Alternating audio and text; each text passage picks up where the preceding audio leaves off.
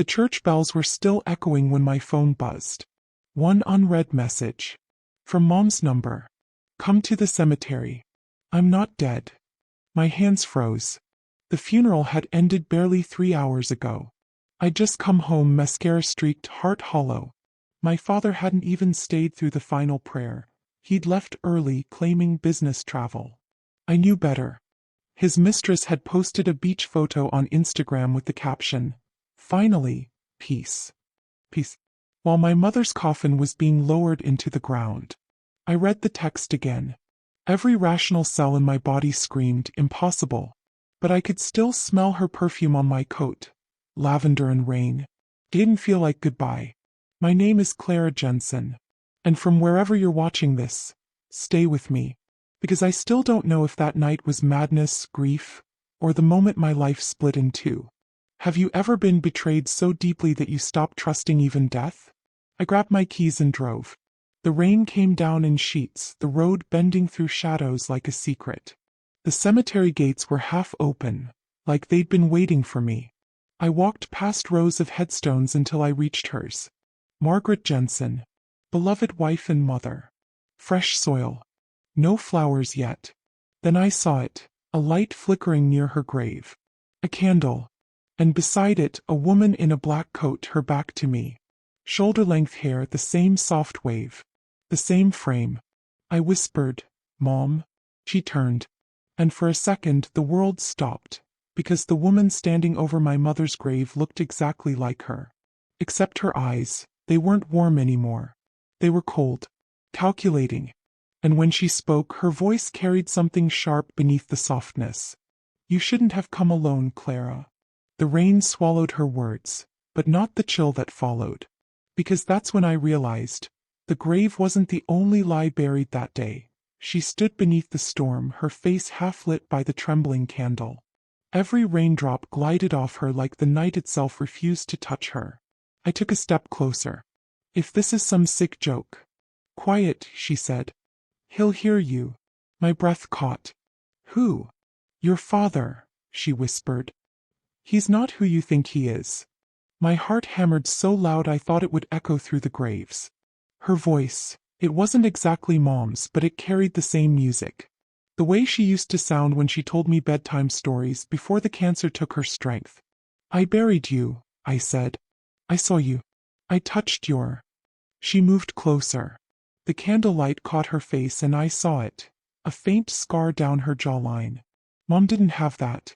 This woman looked rebuilt. Like she'd been pieced together after surviving something unholy. "They buried someone else," she said. "Your father made sure of it. He needed me dead for the money. For her. Her. Dad's mistress. I'd seen her once, glossy hair, designer smile. The kind of woman who always looked like she was posing for a camera." I shook my head. "You're saying Dad faked your death?" She tilted her head. "No, Claire. He tried to kill me."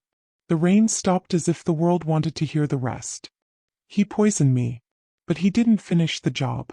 I woke up in the morgue half alive and a friend helped me disappear. I've been watching ever since, waiting for him to make his next move." Lightning split the sky, and for a heartbeat I saw my reflection in her eyes. Fear, anger, and something darker. A spark that wanted revenge. "I don't believe you," I said. "Then check your father's account tomorrow morning," she said. "You'll find a wire transfer, $50,000. To a woman named Renee Collins. Renee. Dad's mistress. He's paying her to disappear. Just like he thought he paid me to die." Then she did something that made my knees buckle. She reached into her coat and handed me a small silver locket, engraved with my initials. Inside was a photo. Me at 7 years old, missing 2 front teeth, smiling beside Mom. "I've kept it safe," she whispered. "Because you're the only thing he couldn't destroy." I blinked, and in that single blink she was gone. The candle was still burning, the wax pooling like blood. When I looked down, my phone buzzed again. A new message. From an unknown number. "Did you find her?" No name. But I didn't need one. Dad always signed his texts with perfect punctuation. And this one ended with a period. I didn't sleep that night. Every time I closed my eyes I saw her face. my mother's but not. Her words kept replaying, he's not who you think he is. By sunrise, my body moved on autopilot. Coffee. Papa. Bank login. If this was madness, I needed proof. The numbers appeared on the screen and my breath hitched.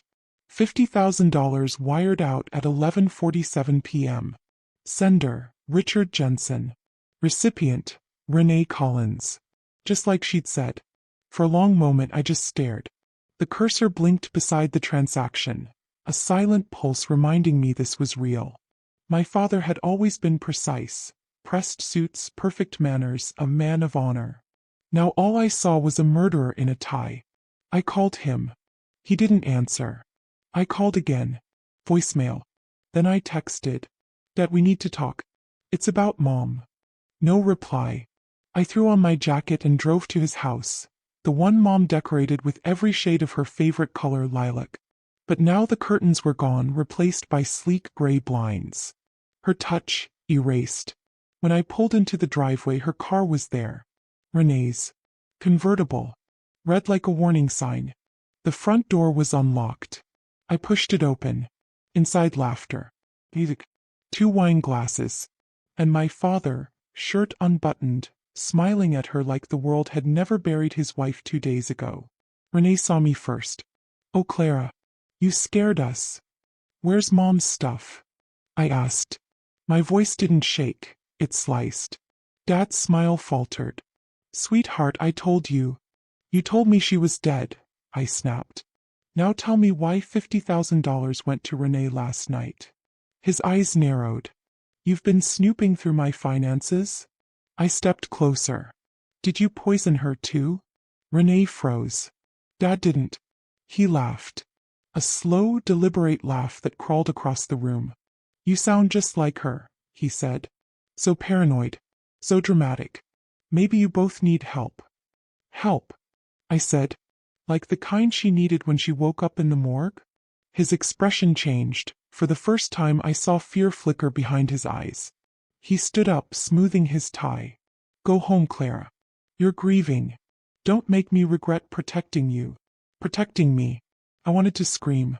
Instead, I looked at Renee, her face pale, her hand trembling. Check your own bank account, I told her. See how long you last after you cash out. She flinched. Then I turned back to him. She's coming for you, Dad. He smiled again, but it didn't reach his eyes. Then I'll be ready. I walked out, slamming the door. But before I reached my car, a text buzzed again. Unknown number. You shouldn't have gone there. I stared at the screen. Who is this? I typed. The reply came instantly. You're not safe anymore. And that's when I noticed it. A black SUV idling at the corner of the street. Engine running. No headlights. When I took a step forward, it started rolling toward me. The SUV crawled toward me like a predator testing the distance. No license plate light. Tinted windows. Silent. I froze, keys trembling in my hand. Then the window rolled down an inch. Enough for a camera lens to glint in the rain. One photo. Then the car sped off, leaving tire marks on the wet asphalt. I ran into my car, locked the doors, and sat there, chest heaving, ears ringing. For a long second, all I could hear was the rain drumming against the windshield and my own pulse screaming in sync. Then my phone buzzed again. Same number. Stop digging, Claire. Or next time it won't just be a photo.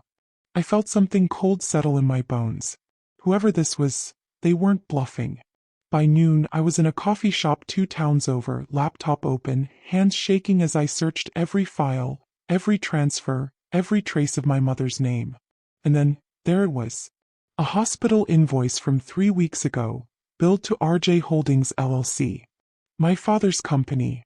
The patient listed? Margaret Jensen. But the status said, transferred to private care facility, confidential. My stomach dropped. If Mom really hadn't died, someone had paid to keep her hidden. Maybe she wasn't free, maybe she was trapped. I called the hospital. Sorry, the nurse said. That record's sealed under a court order. A court order from who? I asked. Line dead. That's when I felt the presence. A reflection in the window. Someone sitting a few tables behind me pretending to scroll on their phone. Same build as the SUV driver. Baseball cap. Black jacket. I packed my things fast. The moment I stepped outside, I heard footsteps following me. I didn't run, not yet. I turned into an alley pretending to take a call. Then I spun around. He was there, tall, broad military stance. "Who sent you?" I demanded. No answer. He took one slow step forward. Rain hit his jacket like static. "Tell your mother," he said quietly, "that ghost should stay buried." Then he slipped something into my coat pocket and walked away before I could even react. I reached in and pulled it out, a folded photograph. It was me, standing at Mom's grave last night.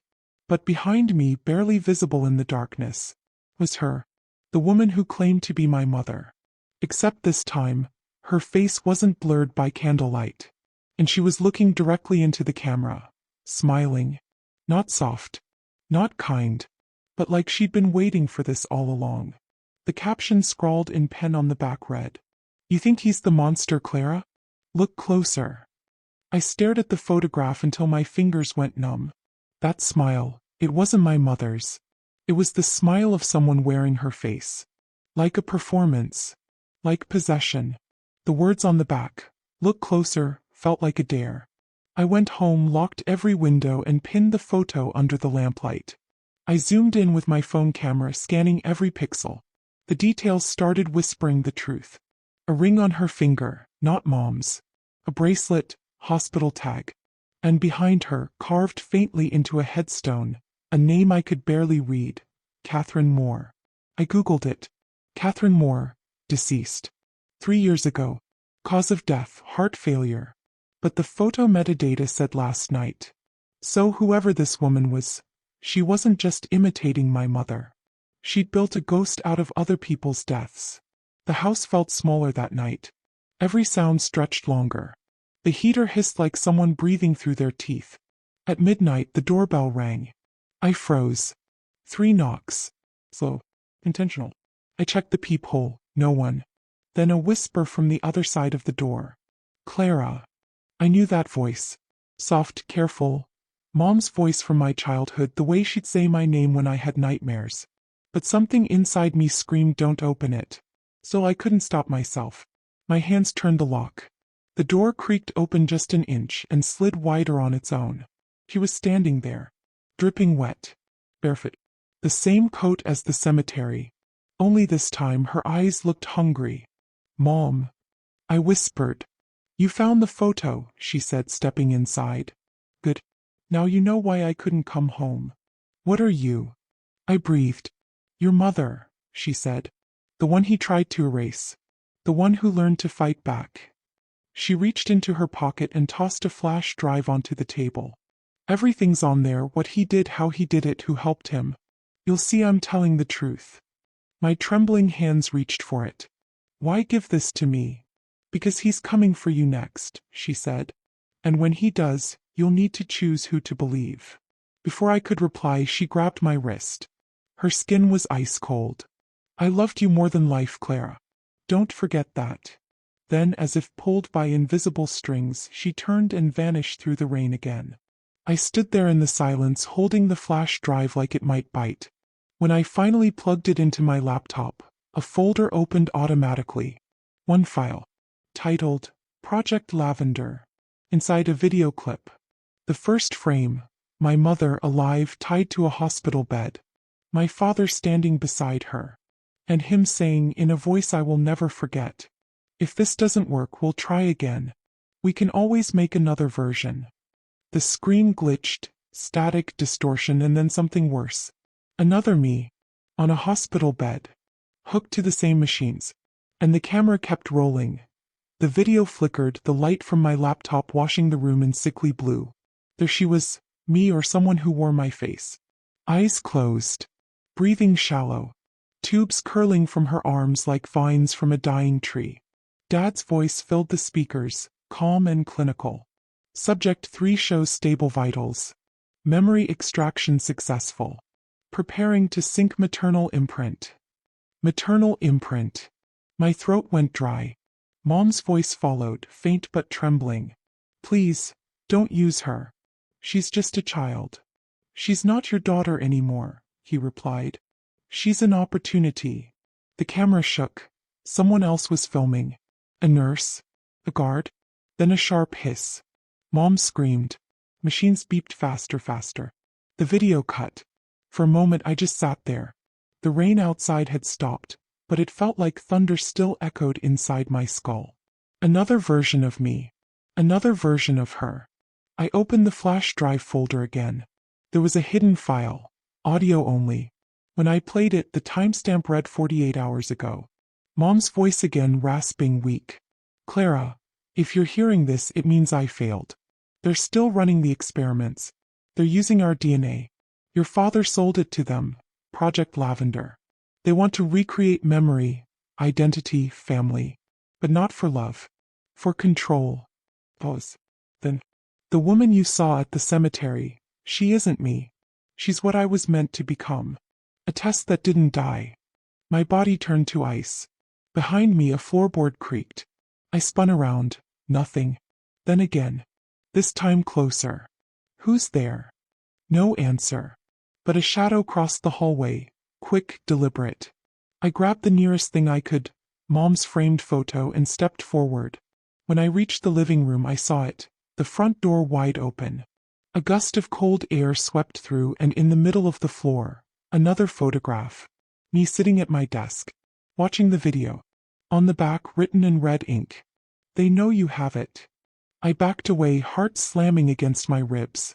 Outside, the black SUV was parked again, closer this time. Engine running. I tried calling 911, but the line was dead. Then my laptop pinged, new email, no sender.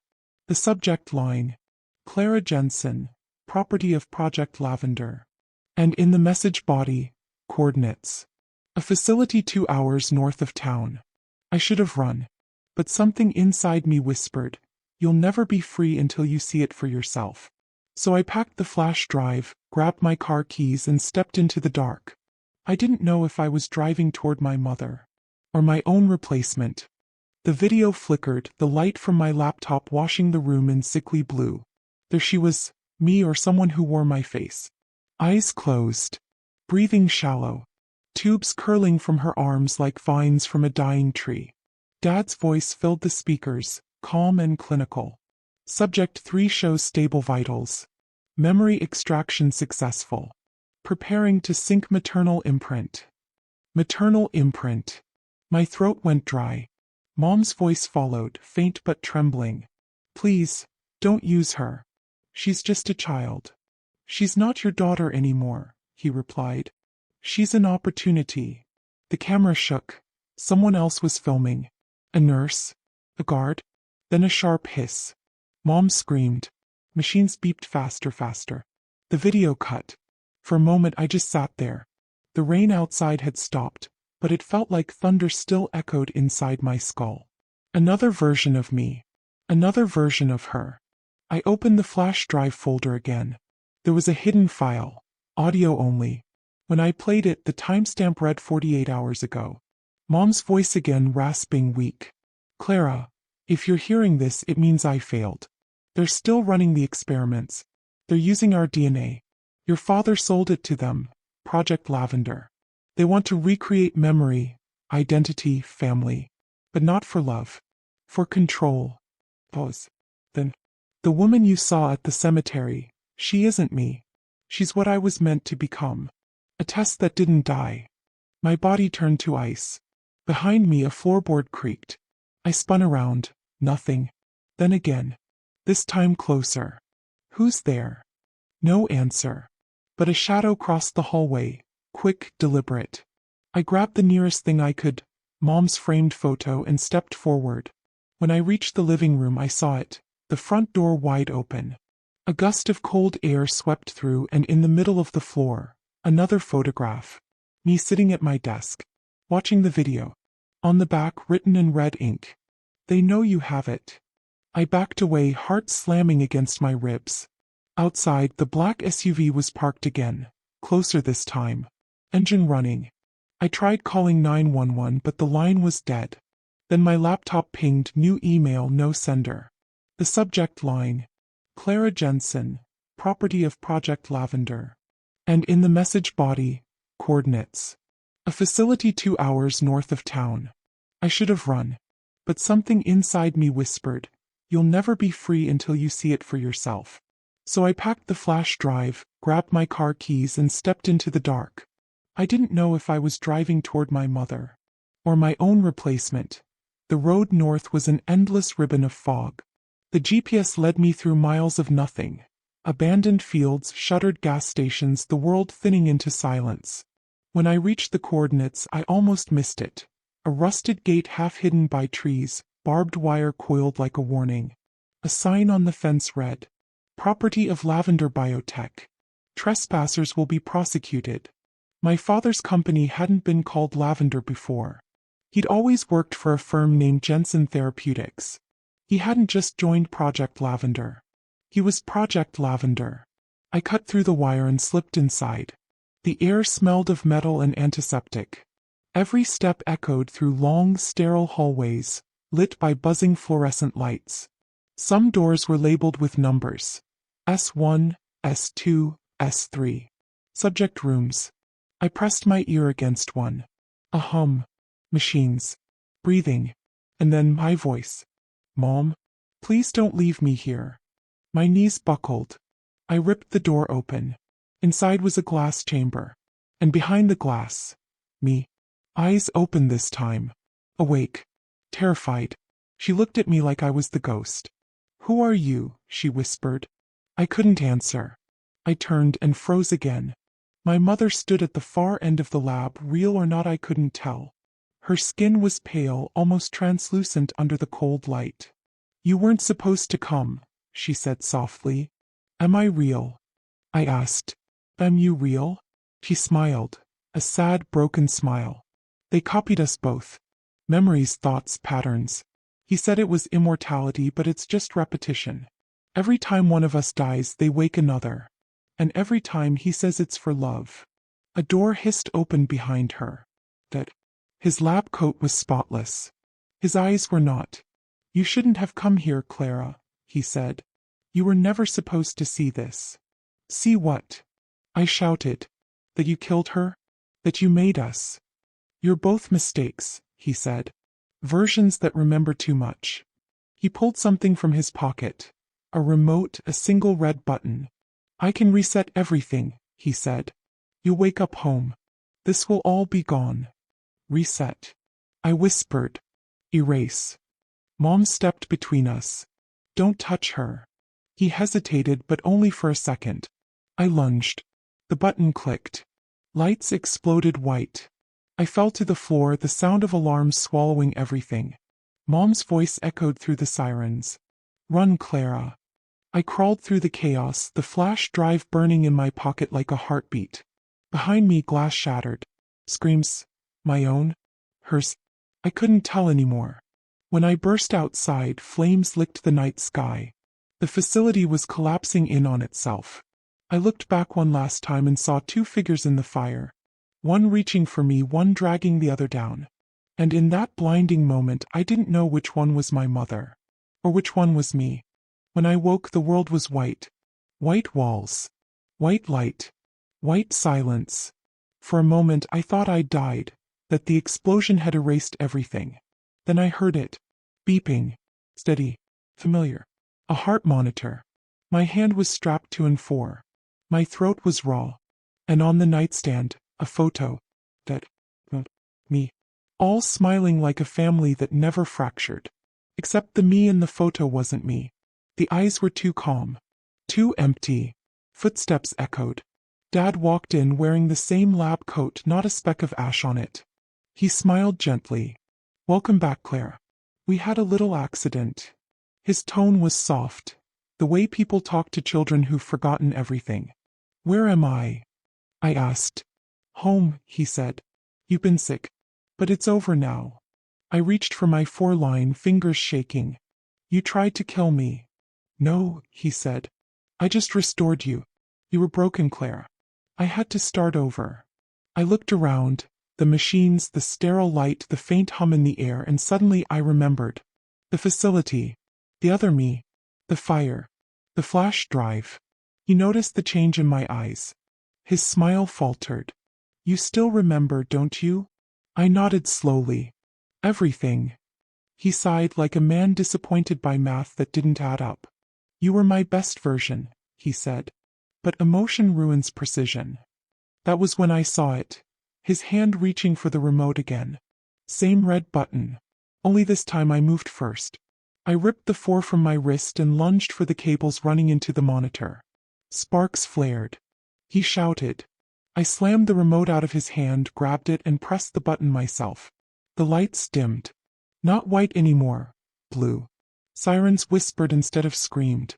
And the wall behind me flickered, turning to glass. On the other side, rows of pods blinked awake. Inside each one, copies of me. Of her. Dozens of versions. Some asleep. Some watching. I looked at my father. Who's the real one, Dad? He didn't answer. His lips trembled. Doesn't matter, I said. You don't get to choose anymore. I turned the remote around and pressed delete. The screens went dark. The hum stopped. One by one the pods powered down. And as the silence filled the room, I saw tears slide down his face. Not from guilt but from loss of control. He whispered, What did you do? I walked to him, pressed my forehead to his ear and said, You can't reset love, Dad. You can only destroy it. Then I walked away, the flames of the collapsing facility painting the night behind me. The flash drive was gone, melted into memory, but it didn't matter. Because I was real enough to feel the wind on my face. And that was more than he'd ever have again. They say when you destroy your maker you lose part of yourself. Maybe that's true. But sometimes losing yourself is how you finally become free. I buried what was left of Mom the next morning, her real ashes, not the lie. No speeches. No prayers. Just lavender flowers and the truth. And when the sun broke through the clouds for the first time in years, I breathed without shaking.